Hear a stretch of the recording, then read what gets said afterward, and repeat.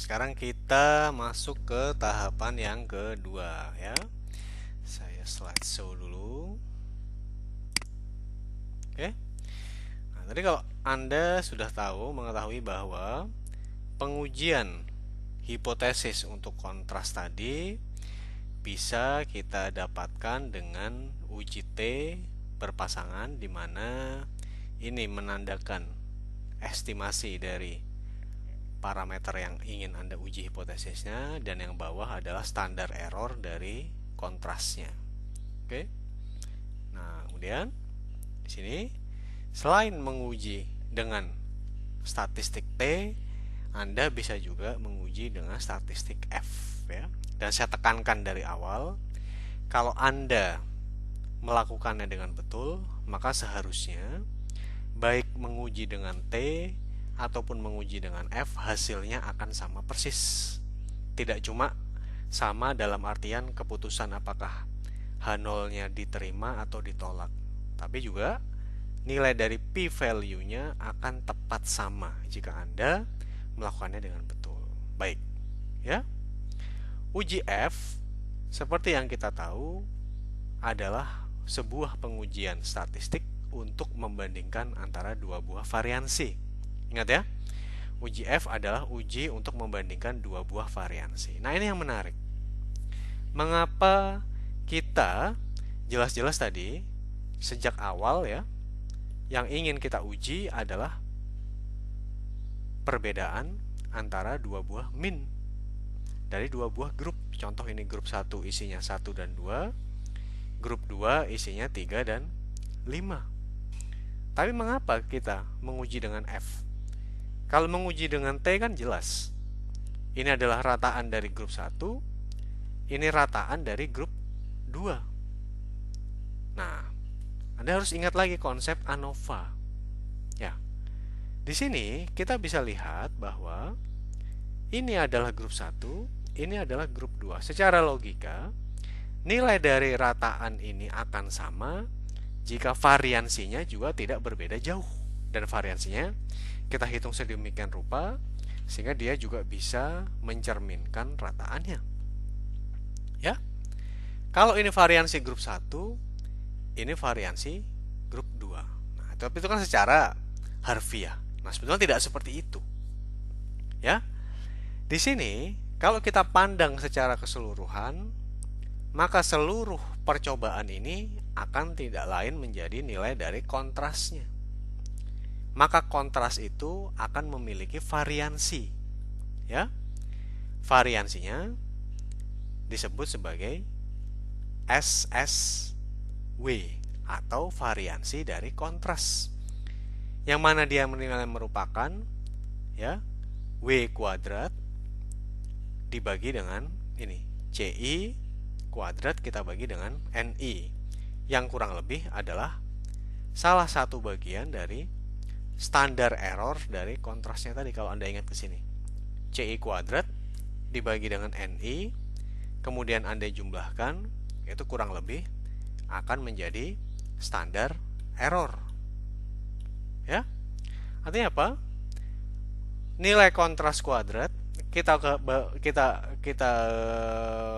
bagi dengan bagian dari standar error, itu akan menjadi sum square of contrast. Nah, sum square of contrast ini Anda bandingkan dengan nilai S kuadrat.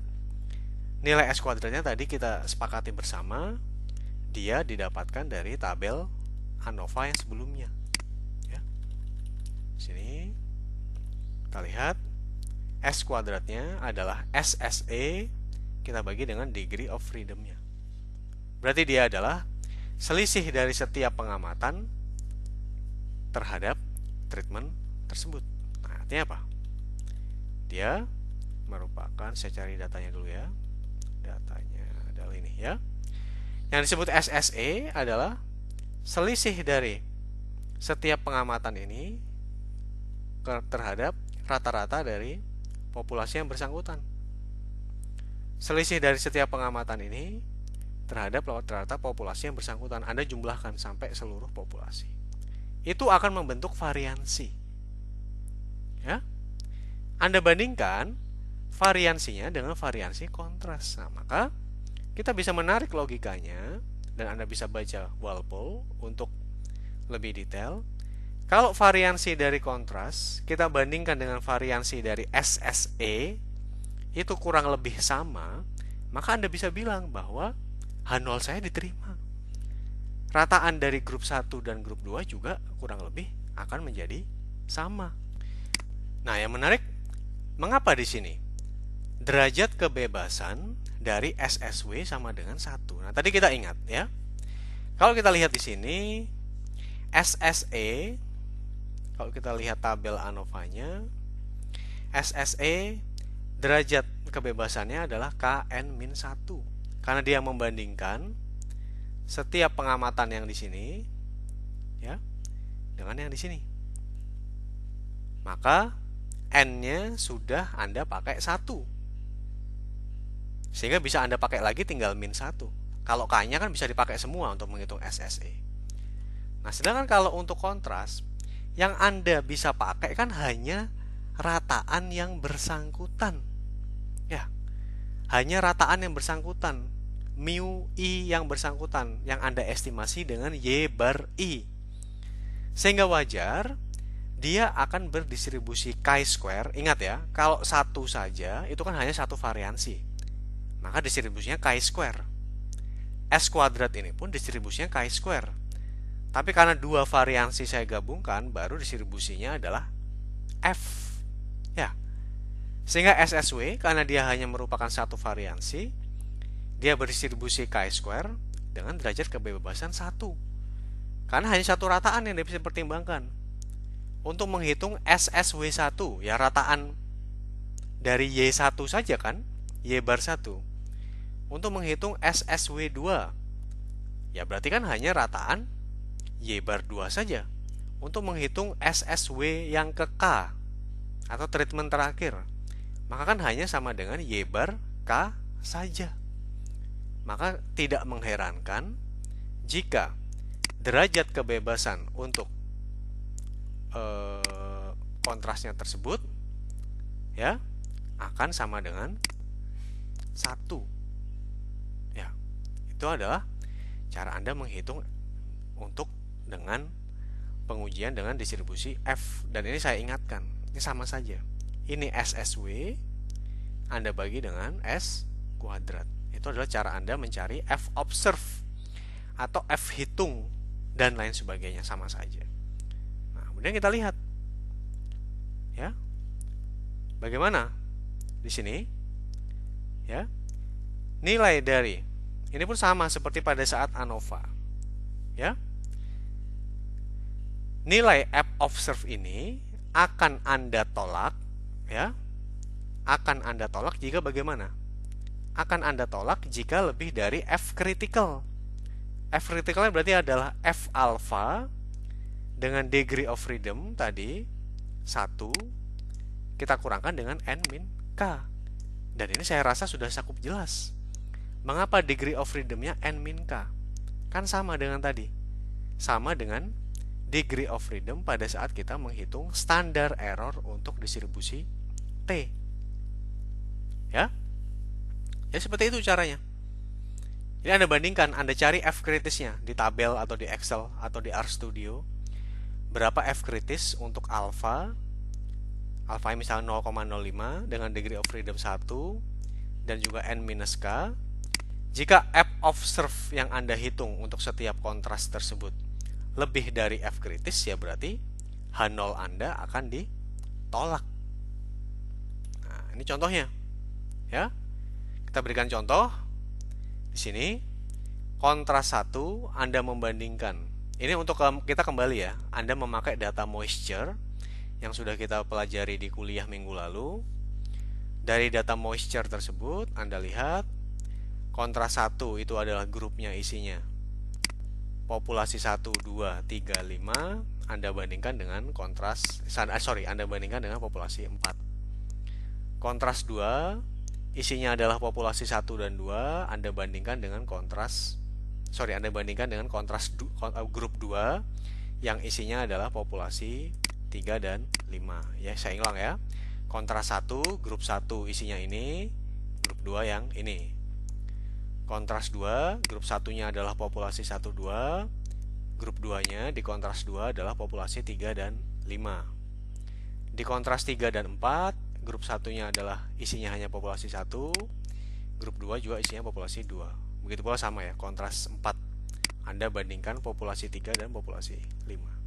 Nah, ada beberapa pertanyaan di sini. Pertanyaan yang pertama adalah Anda harus bisa menjawab dulu konfigurasi C1 seperti apa. Jadi apakah 1, min 1, 0 dan lain sebagainya. C2 seperti apa, C3 seperti apa, C4 seperti apa. Kalau ini sudah betul, baru Anda bisa melakukan pengujian. Di mana yang pertama, Anda lakukan pengujiannya dengan Excel menggunakan t-test. Artinya apa? Anda menggunakan yang ini. Pertanyaan 5A, Anda menggunakan t-test dengan prosedur seperti ini.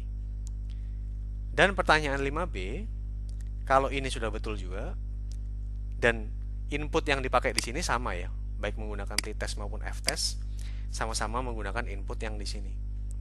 Nah, yang di sini Anda menggunakan Excel juga, tapi menggunakan f-test dengan prosedur di sini. Dimana tadi saya ulang, dia nilai f hitung ini akan ditolak jika lebih dari f kritis.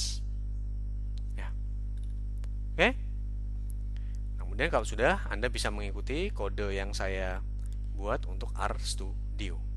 Silakan dikerjakan untuk Excel-nya terlebih dahulu. Baik. Oke. Kalau Anda sudah mengerjakan Excel-nya dengan betul, seharusnya Anda akan mendapatkan hasil yang sedemikian. Ya. Yang pertama, Anda harus bisa menghitung kontrasnya terlebih dahulu. Atau saya jelaskan dari sini dulu ya. Untuk moisture, kita punya 5 buah treatment, berarti ada 5 buah populasi. Kemudian Anda punya 6 percobaan di setiap populasi, berarti jumlah N besarnya adalah 30. Dan S kuadratnya dari mana?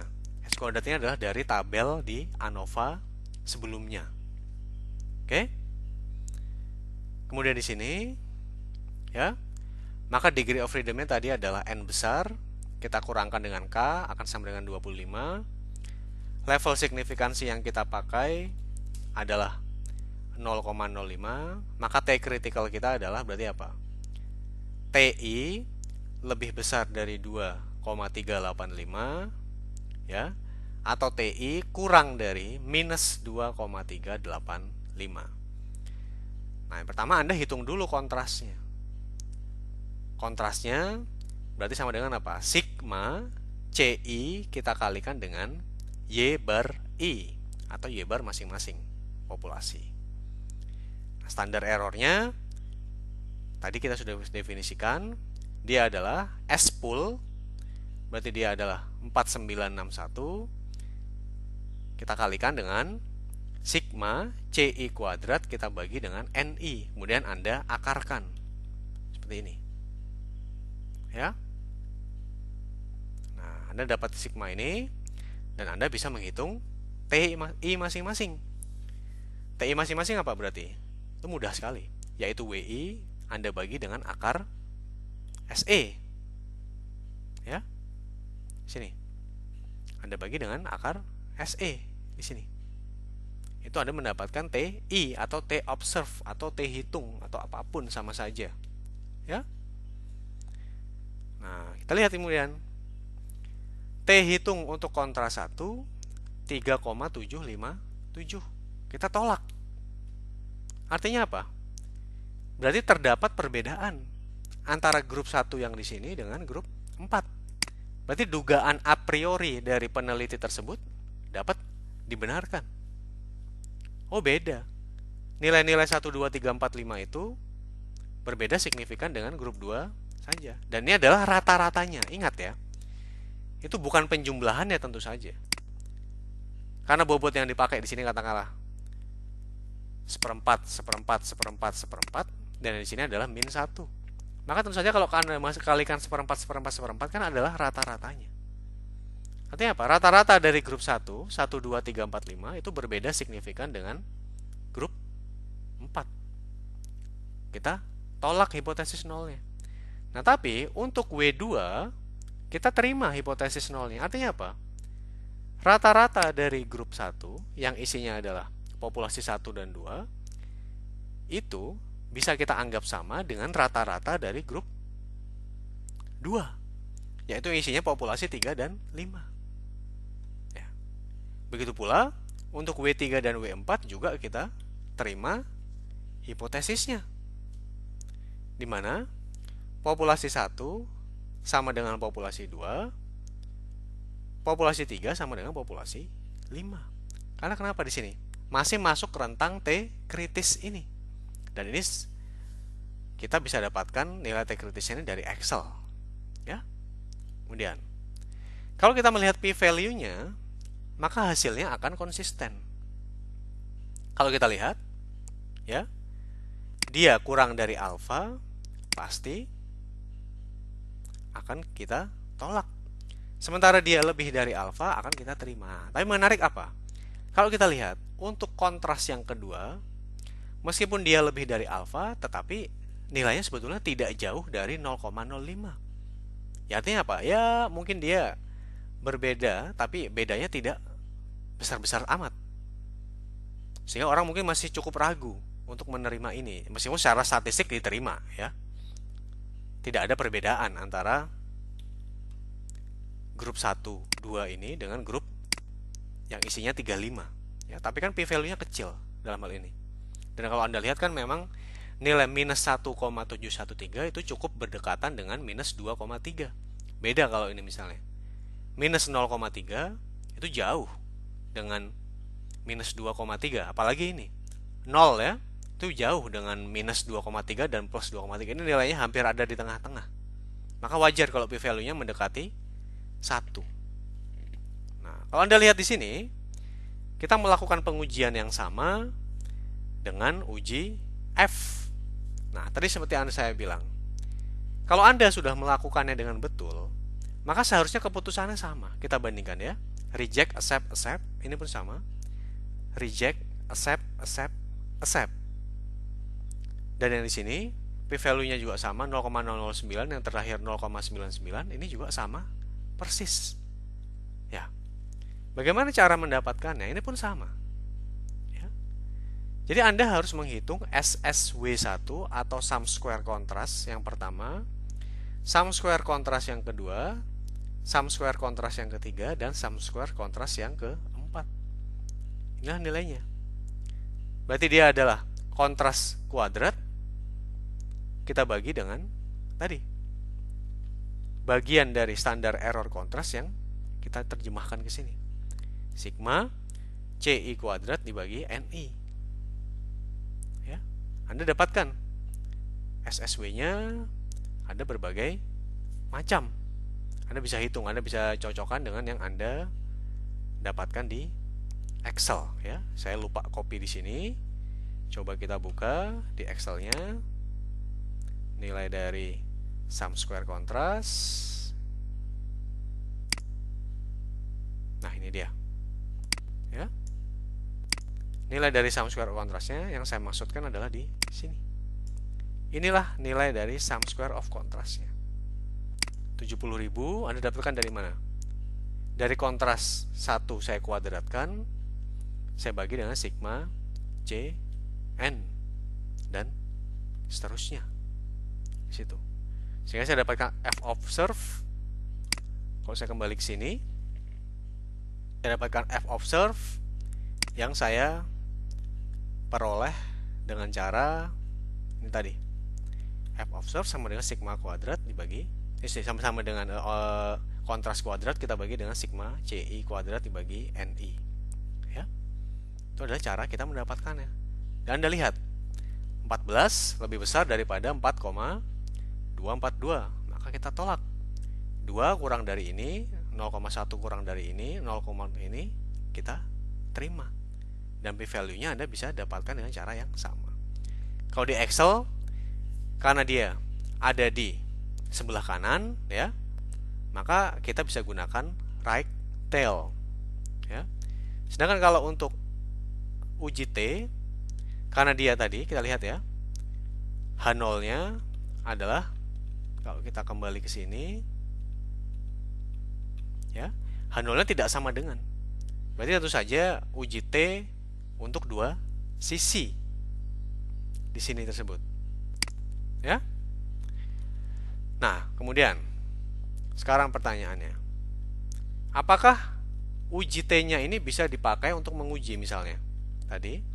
Kalau tadi kan H1-nya adalah ini ya, H1-nya tidak sama dengan. Apakah bisa lebih besar dari atau kurang dari? Ya boleh-boleh saja.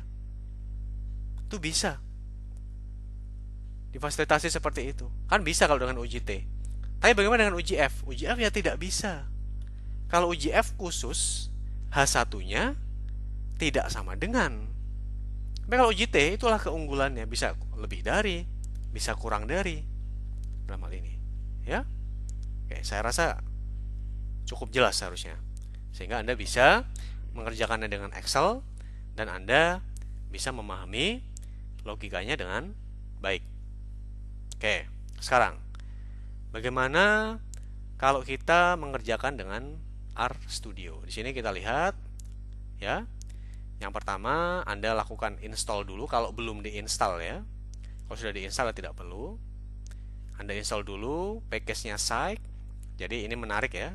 Kalau setahu saya tidak ada modul ANOVA standar di RStudio yang bisa mengerjakan untuk kontras. Jadi ini kita pakai library-nya orang lain. Nanti kalau Anda mengambil kuliah multivariat, Anda akan belajar untuk mengembangkan library sendiri di RStudio. Oke, kita pakai Psych. Sini ada data yang dipakai dan seterusnya ya. Saya coba jelaskan langsung di RStudio-nya, sehingga nanti Anda akan dapat hasil seperti ini. Nah, ini pun sama ya. Kalau kita lihat, kalau kita bandingkan di sini, kalau kita bandingkan,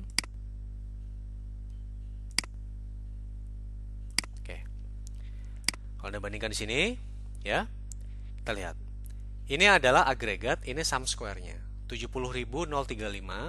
Itu tidak lain adalah sum square kontras yang pertama. Sama kan? 14.553 adalah sum square kontras yang kedua.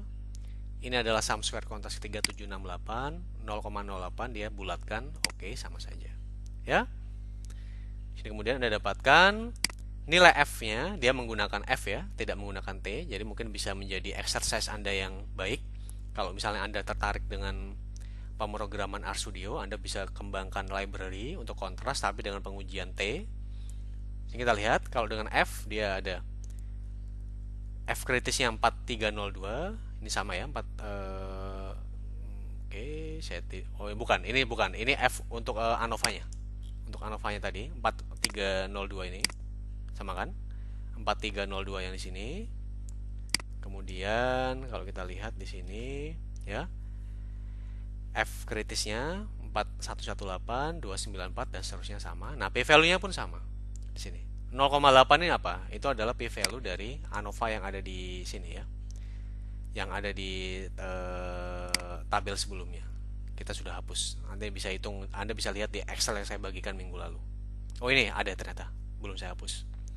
0,08752 sama ya. Kalau Anda 0,08752 di sini sama dengan yang ada di sini. Oke?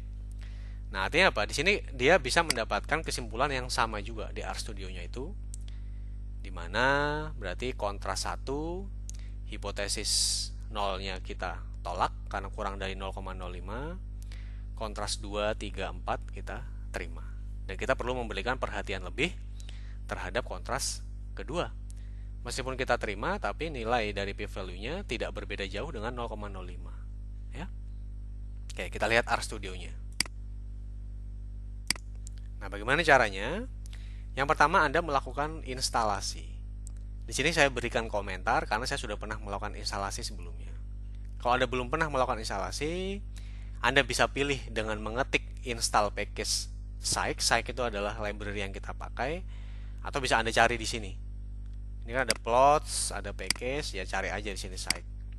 Kalau ketemu, kadang-kadang tidak ditemui, Anda bisa gunakan kode ini. Nah, Anda definisikan datasetnya. Datasetnya itu dari moisture contrast ini. Ya. Anda harus lakukan importasi dulu dataset.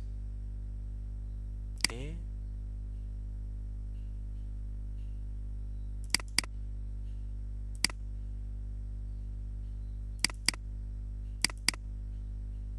Sini. Ya, ini datasetnya moisture. Nah, kalau sudah oke, Anda import ya. Karena saya sudah import, saya nggak perlu, saya cancel di sini. Oke. Nah, jadi data yang Anda pakai didefinisikan, ini kan berarti kan definisi ya, akan sama dengan moisture contrast. Nah, kita bisa lihat deskriptif statistiknya yang dipakai di sini. Apa deskriptif statistiknya tuh ini maksudnya? Ya. Di sini dari fungsi describe by yang ada di library-nya Scythe tadi, dia grup 1 min-nya sekian 533 dan itu pun sama ya kalau Anda bandingkan. Sini 533 yang di sini 569 610 ya. Standar deviasinya berarti saya nggak ngitung. Totalnya kita hitung nggak, dia juga nggak ngitung totalnya. Dia ada kurtosis, kemencengan, dan lain sebagainya. Nah, ini kemudian Anda definisikan kontrasnya sesuai dengan ketentuan. Nah, ini seharusnya Anda bisa memahami ya, saya tidak jelasin lagi. Ini antara grup 1 isinya 1, 2, 3, 5. Anda bandingkan dengan grup 4. Lihat, grup 4 kan min 1. Kalau sisanya ini Anda jumlahkan, maka jumlahnya 1. Dan jumlahnya totalnya 0 untuk kedua grup tersebut. Akan betul, ini pun sama. Ya, masing-masing grup 1 atau min 1, kalau Anda jumlahkan 0. Seperti itu saja. Intinya kita membandingkan antara dua buah grup. Ya. Anda definisikan kontrasnya, di sini Anda simpan dalam bentuk matriks. Kemudian Anda menggunakan fungsi kontras yang dari Scythe tadi. Di sini Anda karena yang Anda uji kontrasnya adalah variabel agregatnya. Anda simpan lagi ke matriks. Model 1 untuk mengetes kontrasnya. Menggunakan fungsi ANOVA lagi sebetulnya. Ya. Tapi di sini kita lakukan splitting. Splitting itu apa tadi? Ya tadi, kita bandingkan sehingga kita dapatkan masing-masing tadi sum square kontrasnya SSW1, SSW2, W3, W4. Ini adalah F1, F2, F3, F4 dan ini adalah P value untuk W1, W2, W3 dan W4 ya. Saya rasa tidak terlalu sulit. Justru Anda harus memahami Excelnya dulu supaya Anda mengerti apa logika di baliknya.